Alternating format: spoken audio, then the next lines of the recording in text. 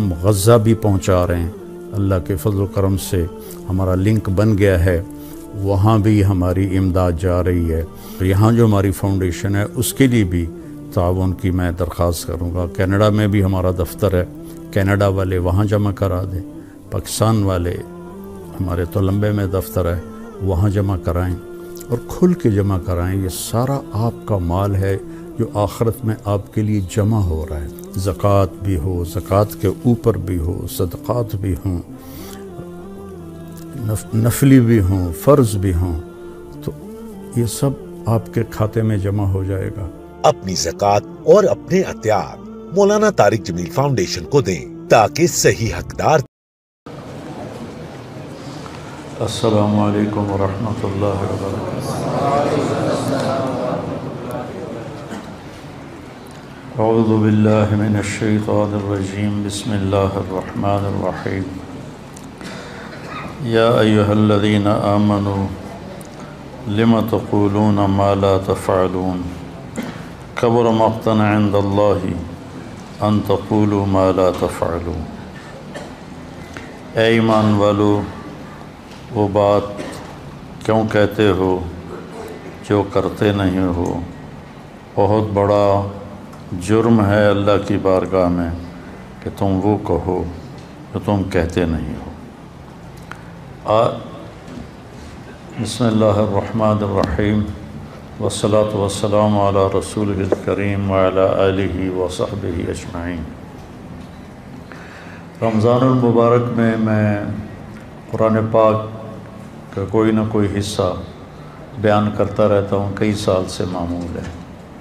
اس سال ارادہ کیا کہ یا ایھا الذین آمنوا کو میں، جو اللہ نے قرآن میں 190 دفعہ ہمیں خطاب کیا ہے، اے ایمان والو، اس کے بعد ہمارے لیے کوئی بہت بڑا پیغام ہوتا ہے تو میں اس کو بیان کروں، لیکن وہ بہت ہی کم بیان ہو سکا کہ ہر یا ایھا الذین آمنوا پہ 2-3 دن بات ہوتی رہی، کہ میرا مقصد کوئی پورا قرآن ختم کرنا نہیں، بلکہ جو چیز سامنے آئے وہ اچھی طرح سمجھ میں آ جائے، اور لوگ یہاں لائیو بھی سن رہے ہوتے ہیں، ان تک بھی پیغام صحیح پہنچے۔ قرآن ہدایت نامہ ہے۔ ہدا کسے کہتے ہیں؟ ہدا سمندر میں پہاڑ کی نکلی ہوئی چٹان جو پانی سے باہر نکلی ہوتی ہے اور سورج کی روشنی سے وہ چمکتی ہے، اس کو ہدا کہتے ہیں۔ جب ہم اللہ سے کہتے ہیں اہدنا الصراط المستقیم، جب اللہ تعالیٰ کہتا ہے ہدن للمتقین، تو عرب کی دیہاتی زبان میں ہم یہ کہہ رہے ہیں کہ ہمیں وہ چٹان دکھا جس کو دیکھ کر راستہ ہمیں صحیح معلوم ہو جائے۔ پہلے تھوڑا سا اس کا پس منظر سمجھیں کہ عرب سمندری سفر سے ڈرتے تھے، اس لیے کہ واحد ملک ہے سعودیہ جو اتنا بڑا ہے کہ پاکستان سے 5 گنا بڑا ہے، اور اس میں ایک دریا بھی نہیں، اور عجب بات ہے کہ جزیرہ نما ہے، 3 طرف اس کے سمندر ہے، اور اس کے باوجود میں نہیں، یہ پوری دنیا کا واحد ملک ہے جس میں دریا نہیں ہے، اور بارشیں انتہائی کم ہیں۔ پہاڑوں کی بناوٹ ایسی ہے کہ مونسون ہوائیں ٹکرا کے واپس مڑ جاتی ہیں، برستی نہیں۔ اللہ نے اس کو صحرا رکھا کہ کوئی قوم اس کا لالچ میں آ کر اسے فتح کرنے کے چکر میں نہ پڑے۔ تو عرب سمندری سفر سے، پانی سے گھبراتے تھے۔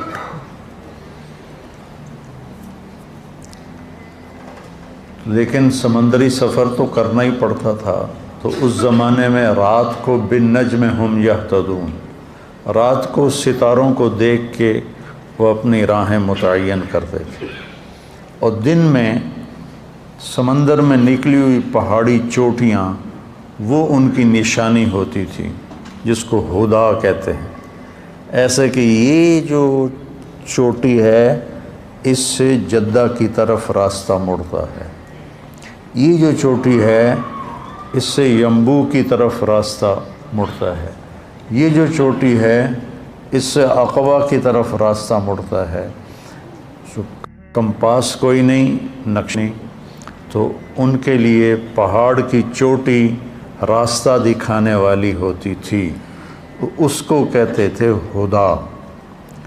اگر وہ چوٹی خطا ہو جاتی اور اس سے دائیں بائیں ہو جاتے تو پھر وہ سمندر کے پانی میں ہی بھٹک بھٹک کے قدرتی کوئی ان کو راستہ مل جائے تو مل جائے، ورنہ سمندر میں بھٹک کے مر جانا ہی مقدر ہوتا تھا۔ تو اس لیے اس چوٹی کی انتہائی اہمیت ہوتی تھی، نظریں گاڑ کے رکھتے تھے۔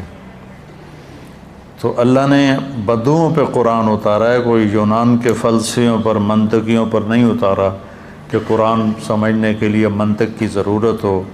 اس سے بڑا احمقانہ کوئی بول ہی کوئی نہیں۔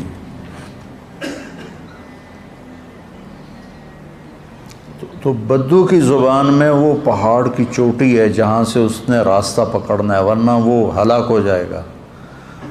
تو اللہ تعالیٰ کہہ رہا ہے یا اللہ ہمیں بھی چوٹی، یہ دعا مانگو، اہدنا، ہمیں بھی وہ چوٹی دکھا، ہمیں ہدایت دے، یعنی ہمیں وہ چوٹی دکھا جس سے ہم سیدھے راستے کی طرف مڑ جائیں۔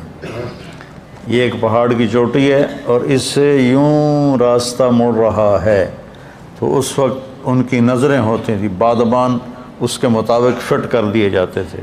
تو اللہ ہمیں کہہ رہا ہے کہ مجھ سے مانگو کہ میں تمہیں وہ چوٹی دکھاؤں جس کو پکڑ کر تم سیدھے راستے پہ چل پڑو گے۔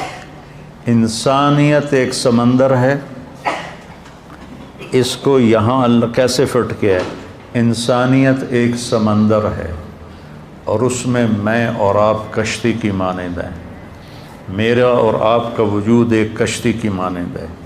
اس انسانیت کے سمندر میں ہم نے وہ سیدھا راستہ تلاش کرنا ہے جس سے ہماری دنیا بھی بنے، ہماری آخرت بھی بنے۔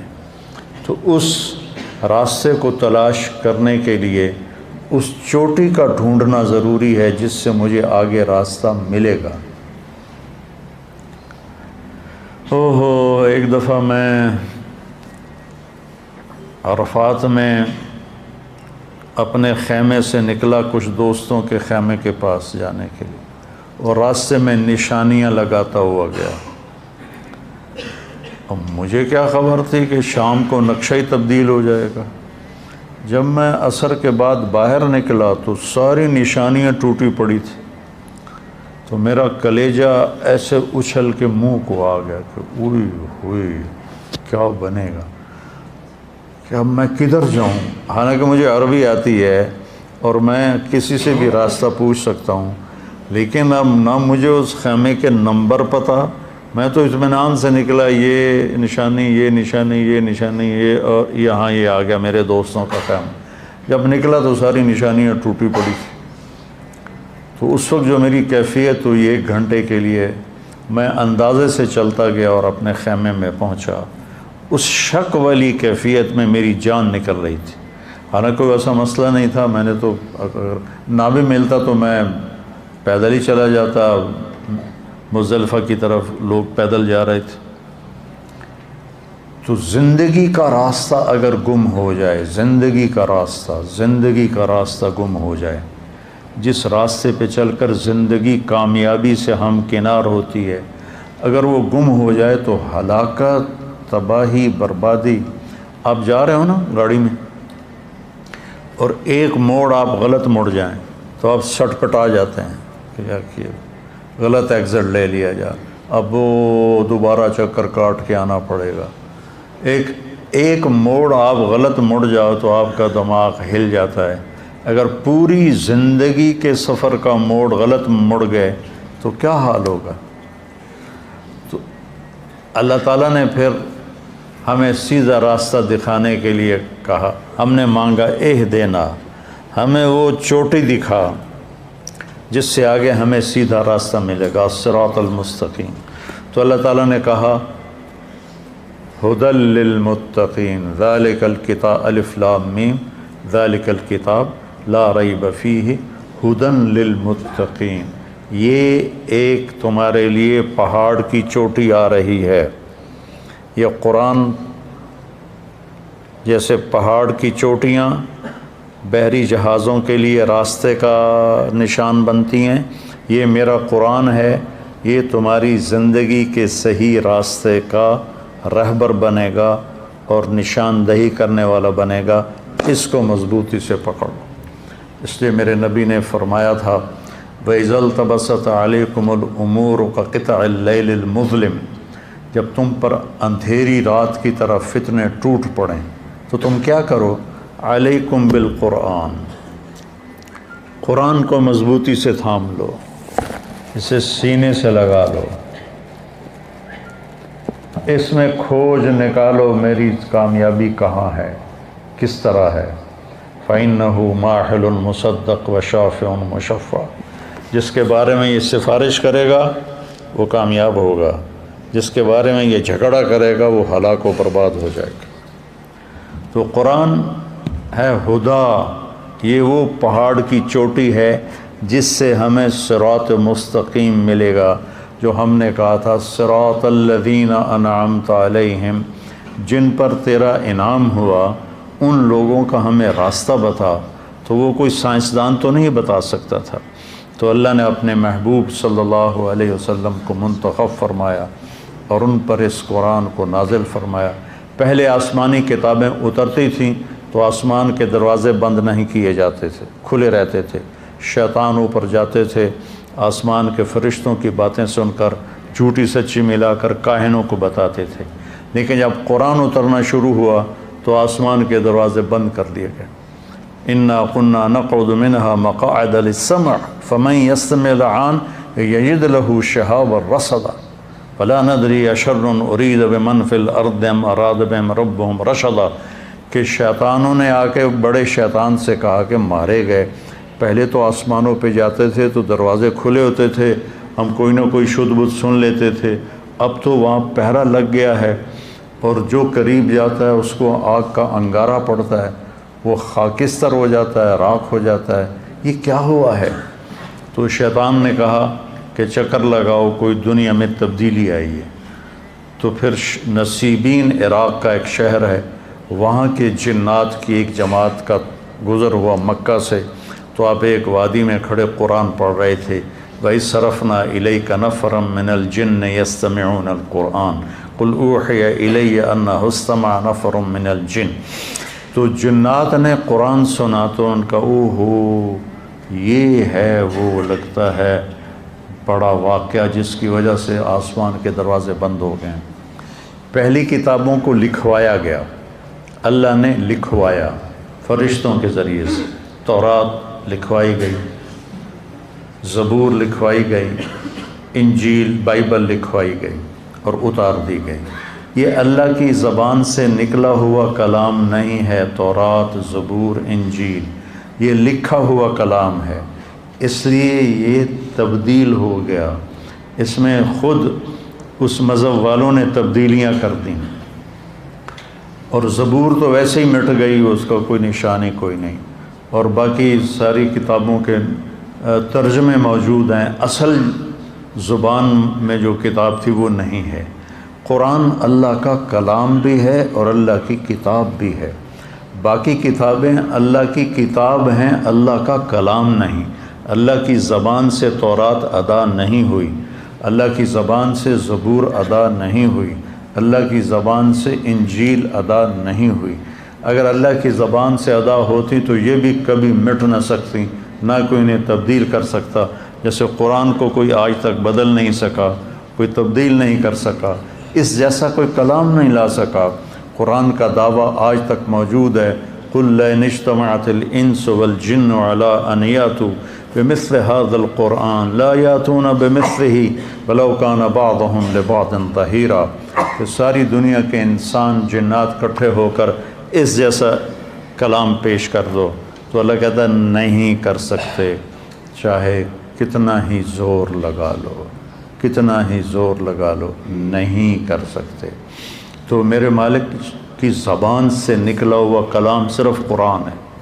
قرآن لکھا ہوا نہیں آیا، تورات لکھی ہوئی آئی، زبور لکھی ہوئی آئی، انجیل لکھی ہوئی آئی، قرآن لکھا ہوا نہیں آیا۔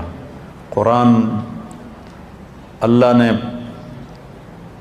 اپنی زبان سے ادا کیا اور جبریل کو سنایا، جبریل وہاں سے اللہ کے محبوب کے پاس لے کر آئے اور آپ کے دل پر اس کو وارد کیا، اور پھر وہاں سے آپ کی زبان پہ ادا ہوا۔ وَإِنَّهُ لَتَنزِيلُ رَبِّ الْعَالَمِينَ، کس کا کلام ہے؟ رب العالمین کا۔ کون لایا ہے؟ نزل بہ روح الامین، جبریل فرشتہ لایا ہے۔ کہاں کس کے پاس لے کر آیا ہے؟ علی قلبک، ہمارے نبی کے دل پر اس کو اتارا ہے، زبان پر نہیں اتارا، دل سے پھر زبان پر آیا۔ کس لیے آیا ہے؟ لتکون من المنذرین، لوگوں کو آخرت کے بارے میں خبردار کرنے کے لیے آیا ہے، اور برے کام کے انجام بتانے کے لیے آیا ہے، اور اچھے کام کے نتیجے بتانے کے لیے آیا ہے۔ کس زبان میں ہے؟ بلسان عربی مبین، خوبصورت واضح عربی زبان میں ہے۔ عربی مبین سے یہ اشارہ ملتا ہے کہ قرآن سمجھنے کے لیے اتنی عربی کا جاننا ضروری ہے کہ بات تم پر کھل جائے۔ صرف ضرب یضرب والی عربی سے قرآن سمجھ میں نہیں آتا، اس کے لیے جان جوکھوں میں ڈال کے اس زبان کو سیکھنا پڑتا ہے، پھر اللہ تعالیٰ کھول دیتا ہے۔ جو بھی کوشش کرے گا اللہ اس پہ کھول دے گا۔ تو قرآن اللہ کی کتاب ہے، اللہ کا کلام ہے۔ باقی کتابیں اللہ کی کتاب ہیں، اللہ کا کلام نہیں ہے۔ قرآن نہ مٹنے کے لیے آیا ہے، اس سے کوئی تبدیل نہیں کر سکتا، اس میں کوئی آگے پیچھے نہیں کر سکتا، کوئی آیت آگے اور کوئی آیت پیچھے نہیں کر سکتا، اس کو کوئی ختم نہیں کر سکتا۔ یہ اٹھا لیا جائے گا، ایک رات صبح اٹھیں گے تو قرآن خالی ہوگا، کچھ بھی نہیں ہوگا۔ تو میرے بھائیو، رمضان شریف ختم ہو رہا ہے، 27 کو یہاں چھٹیاں ہو جائیں گی، کل کا دن ہے اور پرسوں کا دن ہے۔ اس قرآن کو اپنے سینے سے لگا لو، اس کا ترجمہ پڑھو، یہ کیا کہتا ہے۔ خاص طور پہ مکی صورتیں غور سے پڑھو کہ وہ جھنجھوڑتی ہیں انسانی دماغ کو اور انسانی دل پہ لرزہ طاری کر دینے والی صورتیں ہیں۔ ان کا جو ردم ہے اور ان کی جو موسیقی ہے وہ اتنی طاقتور ہے کہ سمجھ میں نہ آئے تو بھی دل ہلتا ہے۔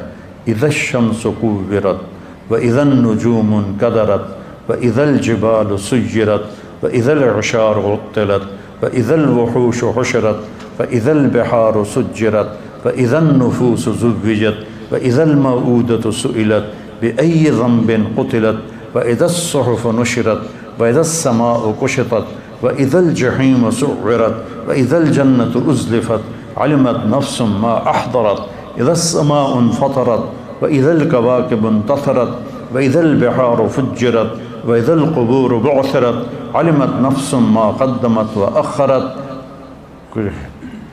دل دماغ ہلا کہ نہیں ہلا؟ حالانکہ ترجمہ نہیں ہے، مکی صورتوں میں یہ طاقتور کلام ہے، سارا قرآن ہی طاقتور ہے۔ تو میں آپ سب سے کہہ رہا ہوں کہ قرآن کو پڑھو، اس کا ترجمہ پڑھو، اور پھر اپنے نبی کی زندگی پڑھو کہ میرے نبی نے زندگی کیسے گزاری۔ ہم جانور ہیں اگر ہمارے سامنے اپنے نبی کی زندگی نہیں ہے۔ ہمارے سامنے اگر پنجابی ثقافت ہے تو ہم جانور ہیں، ہمارے سامنے پشتو ثقافت ہے تو ہم جانور ہیں، ہمارے سامنے سندھی ثقافت ہے تو ہم جانور ہیں، ہمارے سامنے بلوچی ثقافت ہے تو ہم جانور ہیں۔ انسان وہ ہے جو اللہ کے نبی کی تہذیب اور ثقافت کے پیچھے چلنے والا۔ تو یہ تھوڑا سا تمہیداً میں نے بات کی۔ آج ایک آیت آئی ہے جس کے بارے میں بہت ہی غلط فہمیاں پائی جاتی ہیں۔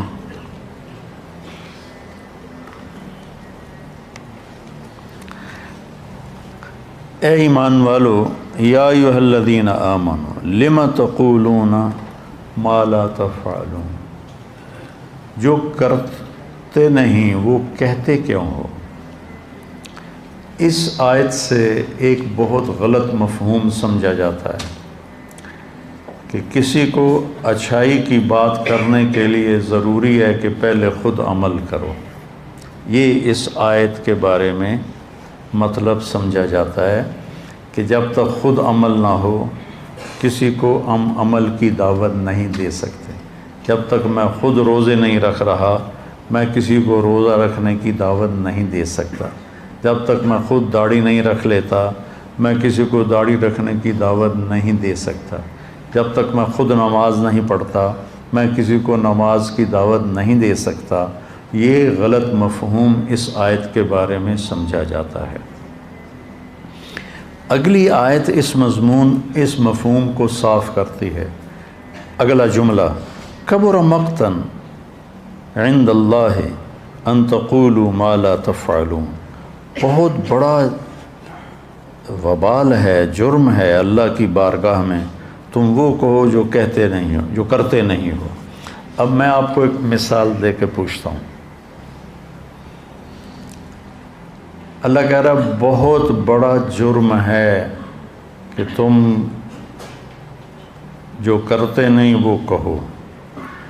تو میں ایک مثال دیتا ہوں۔ ایک شرابی کسی دوسرے دوست سے کہتا ہے کہ یار شراب نہ پینا، میں تو پھنس گیا ہوں، شراب نہ پینا۔ تو یہ اس نے گناہ کیا ہے یا کوئی اچھی بات کی ہے؟ بولو۔ ایک باپ نماز نہیں پڑھتا لیکن چاہتا ہے میرے بچے نمازی ہوں، تو ان سے کہتا بیٹا نماز پڑھ لیا کرو۔ تو یہ گناہ کیا ہے یا کوئی نیکی کا کام کیا ہے؟ ہمارے دیہاتوں میں لوگ ان پڑھ ہیں، قرآن نہیں پڑھے ہوئے، نماز بھی ٹوٹی پھوٹی ہے۔ تو ہم نے وہاں اب گاؤں میں اب بہت جگہ مدارس ہیں ماشاءاللہ، تو گاؤں کے چھوٹے چھوٹے بچے وہ پکڑ کے وہاں بلاتے ہیں، ان کو قرآن پڑھاتے ہیں اور ان کے والدین خود ان کو بھیجتے ہیں۔ اب نہ ماں پڑھی ہوئی ہے قرآن نہ باپ پڑھا ہوا ہے، اور وہ اپنے بیٹے کو قاری صاحب کے ساتھ بھیج دیتا ہے کہ جا پتر پڑھ، جا پتر پڑھ۔ خود تو وہ سورۃ فاتحہ کے سوا کچھ جانتا نہیں، تو کیا اس نے یہ جرم کیا ہے کہ بیٹے سے کہے آگے بیٹا کہے آپ تو پڑھیا نہیں، مینوں کیوں آندا پیا، جا پہلے تو آپ پڑھ۔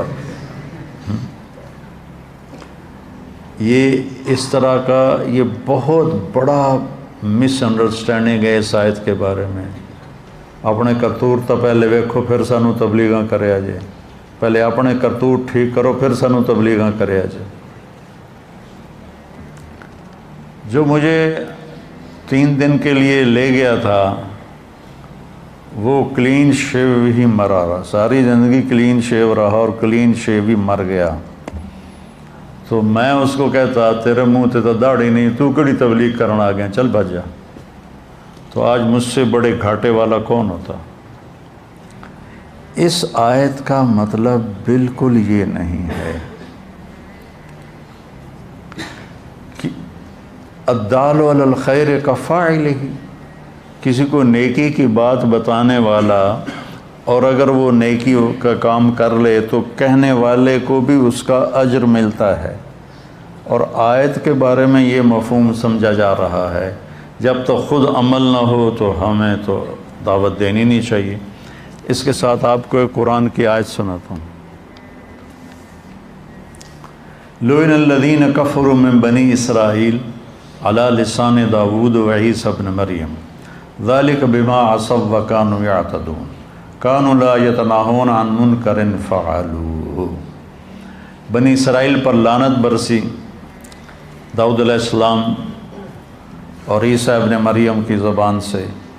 اس کی وجہ یہ ہے کہ وہ گناہوں میں بہت آگے چلے گئے تھے، نمبر 1۔ نمبر 2، کانوا لا یتناہون، نہیں روکتے تھے، غور سے سننا، نہیں روکتے تھے عن منکرن، اس گناہ سے اور لوگوں کو، فعلوہ، جس گناہ کو وہ خود کر رہے ہوتے تھے اس گناہ سے وہ اوروں کو نہیں روکتے تھے۔ اس پر اللہ ان پہ لعنت برسا رہا ہے، ایک ان کی نافرمانی اور ایک یہ کہ تم خود گناہ گار ہو تو کسی کو دیکھتے ہو تو اس کو روکو تو صحیح۔ سبحان اللہ، کتنا کلیئر اللہ نے کر دیا ہے۔ لا یتناہون عن منکر فعلوہ، نہیں روکتے تھے اس گناہ سے جو وہ خود کر رہے ہوتے تھے۔ تو اس آیت کے مطابق تو اسے روکنا چاہیے نہیں۔ خود شراب پیتا ہے تو اسے تو شراب سے نہیں روکنا چاہیے، خود نماز نہیں پڑھتا تو اسے نماز کے لیے نہیں کہنا چاہیے، تو سارا سسٹم وہ تباہ ہو جائے گا اگر یہ مفہوم صحیح لیا جائے۔ تو پھر اس آیت کا مفہوم کیا ہے؟ اس آیت کا مفہوم یہ ہے کہ جو تم کر نہیں رہے اس کے بارے میں کیوں کہتے ہو کہ میں نے کیا ہے؟ روزہ نہیں رکھا ہوا، ٹھیک ہے، اور لوگوں سے کہہ رہا ہے یار روزہ بڑا لگ رہا ہے، یہ ہے لما تقولون ما لا تفعلون، کہ جو کام تم نے نہیں کیا اس کام کے بارے میں کیوں کہتے ہو کہ میں نے کیا ہے۔ اب اگلی آیت سنو، بہت بڑا جرم ہے اللہ کی بارگاہ میں کہ تم کرتے تو ہو نہیں اور لوگوں کو کہتے ہو میں نے کیا ہے، یہ جھوٹ ہے اور یہ دھوکہ ہے، اس لیے یہ بہت بڑا جرم ہے اللہ کی بارگاہ میں۔ تب جا کر کبر مقتن اپنے مقام پر آئے گا، ورنہ تو کبر مقتن کا تو یہاں کوئی موقع ہی بنتا ہوا نظر نہیں آتا۔ جس نے مجھے عالم بننے کی ترغیب دی وہ ایک کوثر نام تھا اس کا، پشاور کا تھا، اور ایک اس کا جنرل سٹور تھا، اور میری رائونڈ میں اس کے ساتھ تشکیل ہو گئی۔ میں 4 مہینے کے آخری ہفتے میں تھا اور ایک لمحے کے لیے بھی میرے دل میں نہیں آیا 4 مہینے میں کہ میں ایک دفعہ خیال آیا، میں یہ سمجھتا تھا، آپ دیکھو کس قدر یعنی اس راستے کی اور اہل علم کی دل میں کمی تھی کہ میں سمجھتا تھا آدمی 6 مہینے میں مولوی بن جاتا ہوگا۔ تو میں نے ایک مولوی صاحب سے پوچھا، میں نے کہا ایک مولوی کو بننے میں کتنے مہینے لگتے ہیں؟ مہینے؟ وہ کہنے لگا 8 سال لگتے ہیں۔ میں کو تیرا بھلا ہو جائے گا، 8 سال بڑا اوکھا کام ہے۔ تو میرے ذہن سے وہ نکل گیا۔ تو وہ میرے سال مجھ سے بڑا تھا عمر میں، وہ دکاندار تھا، دکان چلاتا تھا، میری تو اسے 18 سال عمر تھی۔ تو وہ مجھ سے پوچھتا ہے تم کیا کرتے ہو؟ میں نے کہا میں نے FSC کی ہے، میں نے میڈیکل کالج میں میڈیکل پڑھنا ہے، ڈاکٹر بننا ہے۔ کہنے لگا تمہارے والد کیا کرتے ہیں؟ میں نے کہا وہ ذمہ دار ہیں۔ کہنے لگا پھر تم عالم بن جاؤ، ڈاکٹر بن کے کیا کرو گے؟ عالم بن جاؤ تمہاری آخرت بن جائے گی۔ اب میں اسے کہتا پہلے اپنی دکان سنبھال پھر میرے نال گل کریں، آپ تو دکاندار ہیں، میں نے تو آکھی جانا ہے عالم بن جا، چل تو کتنا گھاٹے کا سودا ہوتا میری زندگی کا۔ تو مجھے ترغیب دینے لگ گیا تو عالم بن جا، تو عالم بن جا۔ میں کہا یار میری جان چھاڑ، مشکل کام ہے، میں نہیں کر سکتا۔ کہنے لگا اچھا ڈاکٹر بن کے کیا کرو گے؟ اتنا ہی ہے نا کہ پہلے بھی اللہ نے مال دیا ہوا ہے، اس نے پیسے کا لفظ استعمال کیا تھا، پہلے ہی اللہ نے پیسے دیے ہوئے ہیں، تو ڈاکٹر بنو گے تو کچھ پیسے اور زیادہ ہو جائیں گے، اس سے زیادہ تم ڈاکٹری میں کیا کرو گے؟ اس نے میری کلی اڑا دی، بھگ سے اڑ گئی۔ میں کہا یہ کتنی صحیح بات کر رہا ہے۔ چونکہ میں جب بھی ترغیب سنتا تھا ڈاکٹر بنو تو اس میں 2 باتیں مجھے یاد ہیں میرے کانوں میں، میری یادداشت ٹھیک ہے ابھی تک۔ میری ماں بولتی یا میرا باپ بولتا یا میرا چاچا بولتا یا میرا کوئی بھی بولتا تو وہ کہتے طارق میاں ڈاکٹر بن جا، بڑے پیسے، بڑی عزت۔ میری یادداشت میں نہیں کہ کسی نے کہا ہو لوگوں کی خدمت کرو گے، مریضوں کا علاج کرو گے، ان کی دعائیں لوگے، نیور، ہرگز نہیں۔ بھائی یہ 2 باتیں۔ ڈاکٹر بن جا، بڑے پیسے، بڑی عزت۔ تو اس نے میری وکٹ اڑا دی کہ پہلے بھی اللہ نے دیا ہوا ہے، 100 پہ 1000 ہو جائیں گے۔ میں نے کہا یار یہ بات تو ٹھیک کر رہا ہے۔ تو اللہ نے میرا دماغ گھمایا اور آج میں آپ کے سامنے بیٹھا ہوں، میری زندگی گزر گئی اس راستے۔ تو میں تو اس کے لیے اتنی دعائیں کرتا ہوں، اس کا احسان ہی میں نہیں اتار سکتا کہ اس نے مجھے میرے پیچھے ہی پڑ گیا۔ تو اس آیت کا یہ مفہوم کبھی بھی نہیں رہا کہ خود عمل نہ ہو تو اوروں کو عمل کی دعوت نہیں دے سکتے، یہ کبھی بھی نہیں رہا۔ امام احمد بن حنبل اور ابوبکر صدیق، یہ 2 ہستیاں ایسی ہیں جن کے بارے میں تاریخ کہتی ہے، ابو ہریرہ کہتے ہیں کہ اگر ابو بکر نہ ہوتے تو اللہ کا نام لینے والا کوئی نہ رہتا۔ اور اس کے پھر کوئی 250 سال کے بعد امام احمد بن حنبل کے بارے میں تاریخ نے یہ لکھا کہ اگر احمد بن حنبل نہ ہوتے تو اللہ کا نام لینے والا کوئی نہ رہتا۔ ایک بہت لمبی کہانی ہے جس میں اس قرآن کے بارے میں ایک غلط عقیدہ بدعتیوں نے ڈال دیا تھا۔ اس پر امام احمد بن حنبل جم گئے کہ میں اس عقیدے پر کبھی بھی فتویٰ نہیں دوں گا۔ حکومت ساری اس عقیدے پر آ گئی، کتنے علماء قتل کیے گئے، اور آخر ان کی باری آئی، یہ پکڑے گئے تو ان کو پہلے جیل میں ڈال دیا گیا۔ اس وقت معتصم باللہ، ہارون رشید کا بیٹا، وہ خلیفہ تھا، امیر المومنین تھا، اور وہ بھی اسی عقیدے کا تھا۔ اس سے پہلے مامون رشید کا دماغ پھرا اور وہ لائن سے اترا، اور آپ طلبہ بیٹھے ہوئے، سب سے پہلا شخص جو امت محمد میں منطق کو لایا وہ مامون رشید تھا۔ اگر یہ کمبخت ہدایت کا ذریعہ ہوتی تو مامون تو گمراہ نہ ہوتا۔ منطقی دلائل سن کر، اور وہ قرآن کے مخلوق ہونے کا دعویٰ کر بیٹھا۔ وہ حافظ حدیث تھا، اور حافظ قرآن تھا، اور حافظ الحدیث تھا، اور ایسا پٹڑی سے اترا، ایسا پٹڑی سے اترا، کتنے بڑے بڑے علماء اس نے قتل کروائے، اور کتنے سال تک امت اس فتنے سے گزرتی رہی اور مصیبت اٹھاتی رہی۔ تو سبب اس کا منطق تھی، منطق۔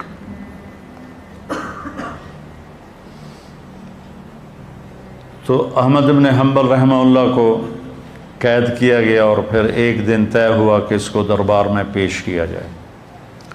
تو احمد بن حنبل فرماتے ہیں کہ مجھے خیال آیا کہ میں بوڑھا ہو گیا ہوں اور میں یہ حکمرانوں کے کوڑے برداشت نہیں کر سکتا، میں ان کی سزا برداشت نہیں کر سکتا، تو میں بھی جان بچانے کے لیے کہہ دوں گا ٹھیک ہے قرآن مخلوق، چونکہ جان بچانے کے لیے کلمہ کفر کہنا جائز ہے۔ کہنے کہ یہ میرے اندر خیال آ گیا۔ جس دن مجھے لے جا رہے تھے دربار میں، بیڑیوں میں اور چھتوں پہ عورتیں اور گلی میں لوگ اور ایک رش رولا، ایک قدآور آدمی مجمع کو چیرتا ہوا آگے آیا۔ وہ اتنا قدآور تھا کہ لوگوں میں اس کا قد نمایاں نظر آ رہا تھا۔ وہ کہتا احمد یا احمد۔ تو اس کی گرجدار آواز سن کر امام احمد نے سر اٹھایا تو کہنے لگا اتعرفنی، مجھے جانتے ہو؟ انہوں نے فرمایا نہیں، میں نہیں جانتا۔ کانا ابو الہیثم، انا ابو الہیثم، میں ابو الہیثم ہوں، بغداد کا سب سے بڑا چور۔ یاد رکھو مجھے اس جرم کی سزا میں 18,000 کوڑے لگ چکے ہیں اب تک، اور میں نے وہ چوری نہیں چھوڑی، تم کوڑوں کے ڈر سے حق نہ چھوڑ دینا۔ احمد ابن حنبل فرماتے ہیں اس نے مجھے زندہ کر دیا، میرے اندر لہر دوڑ گئی۔ ایک چور کی دعوت نے امام وقت کو ہدایت کا راستہ دکھا دیا، چور کی دعوت، اور کہہ رہا ہے کہ ابھی تک میں نے چوری نہیں چھوڑی، اور مجھے مختلف اوقات میں جو کوڑے پڑے ہیں 18,000 کوڑے پڑے ہیں، اور میں نے چوری نہیں چھوڑی، دیکھو تم حق نہ چھوڑ دیں۔ تو امام احمد بن حنبل تن گئے، کہنے مجھے اس نے بیٹھے بیٹھے شروع ہو جاتے رحم اللہ ابا الہیثم، رحم اللہ ابا الہیثم، زور زور سے کہنا شروع کرتے اللہ ابو الہیثم پہ رحم فرما۔ ایک دن بیٹے نے پوچھا یہ ابو الہیثم کون ہے؟ آپ نے کبھی بتایا نہیں ہمیں کہ ابو الہیثم کون ہے؟ تو پھر یہ سارا قصہ سنایا جو میں نے آپ کو سنایا، کہ وہ شخص ہے جس نے میرے ایمان کو زندہ کر دیا اور میں ان کے کوڑے کھانے کے لیے تیار ہو گئی۔ تو پھر وہی ہوا، احمد بن ابی داود ان کا مفتی تھا، اور احمد بن حنبل اہل السنت کے اس وقت ترجمان تھے۔ اس نے کہا یہ میرے نزدیک واجب القتل ہے، اس کا قتل، اس کا خون میرے ذمہ ڈال دو، اسے قتل کر دیا جائے۔ تو معتصم تھوڑا ڈرتا تھا کہ بہت بڑی شخصیت ہے، تو اس نے کہا کہ کون ہے جو ان کو کم سے کم کوڑوں میں ہلاک کر دے؟ تو ایک حبشی کھڑا ہوا، اس نے کہا جو میرے 10 کوڑے کھا لیتا ہے وہ زندہ نہیں رہتا۔ انہوں نے کہا تم اور اس کے کوڑے لگاؤ۔ ان کا کرتا اتارا گیا اور اس نے 60 کوڑے لگائے، 60، اور خون ایسے بہہ رہا تھا، اور ان کی چادر کھل گئی، تہمت کھل گیا۔ جب تہمت کھلا تو انہوں نے کہا یا اللہ مجھے بے پرد ہونے سے بچانا۔ تو کھلا ہوا کوئی چادر وہیں ہوا میں معلق ہو گیا، ایسے کھڑی ہو گئی، تو ان پر غشی طاری ہو گئی۔ تو احمد بن ابی داود آیا اور آ کر کہنے لگا اب بھی اگر تم کہہ دو قرآن مخلوق ہے تو میں تمہیں خلیفہ کے عذاب سے بچا لوں گا۔ تو نے ایسے جھرجھری لی اور کہنے لگے اب بھی تم کہہ دو کہ قرآن اللہ کا کلام ہے تو میں تمہیں اللہ کے عذاب سے بچا لوں گا۔ ایک چور کے کھاتے میں ہے امت کا اسلام، تو کبھی خیر کی بات سے منہ نہ موڑنا، چاہے تمہارا عمل ہے یا نہیں۔ دعوت دینا ہمارے ذمہ ہے، لوگوں کو خیر کی بات بتانا ہمارے ذمہ ہے۔ اس لیے میں کہتا رہتا ہوں کہ تبلیغ میں جاؤ آپ لوگ، صرف 3 دن لگا لیا کرو تو آپ کا بہت نفع ہوگا، بہت نفع ہوگا، بہت سیکھنے کو ملے گا۔ اور جیسے رمضان میں بھائی کوئی نماز پڑھ رہا ہے، کوئی قرآن پڑھ رہا ہے، کوئی تسبیح پڑھ رہا ہے، رمضان کے بعد بھی یہ شروع ہے تو انشاءاللہ بہت فائدہ ہوگا۔ سبحانک اللہم و بحمدک، اشہد ان لا الہ الا انت، استغفرک و اتوب الیک۔ اللہم انا نسألک خیر ما سألک منہ عبدک و نبیک محمد صلی اللہ علیہ وسلم، ونعوذ بک من شر ما استعاذک منہ عبدک و نبیک محمد صلی اللہ علیہ وسلم۔ اللہم انت المستعان و علیک البلاغ، لا حول ولا قوة الا باللہ، آمین۔ ہم غزہ بھی پہنچا رہے ہیں، اللہ کے فضل و کرم سے ہمارا لنک بن گیا ہے، وہاں بھی ہماری امداد جا رہی ہے۔ یہاں جو ہماری فاؤنڈیشن ہے اس کے لیے بھی تعاون کی میں درخواست کروں گا۔ کینیڈا میں بھی ہمارا دفتر ہے، کینیڈا والے وہاں جمع کرا دیں، پاکستان والے ہمارے تولمبے میں دفتر ہے وہاں جمع کرائیں، اور کھل کے جمع کرائیں۔ یہ سارا آپ کا مال ہے جو آخرت میں آپ کے لیے جمع ہو رہا ہے۔ زکوٰۃ بھی ہو، زکوٰۃ کے اوپر بھی ہو، صدقات بھی ہوں، نفلی بھی ہوں، فرض بھی ہوں، تو یہ سب آپ کے کھاتے میں جمع ہو جائے گا۔ اپنی زکوٰۃ اور اپنے عطیات مولانا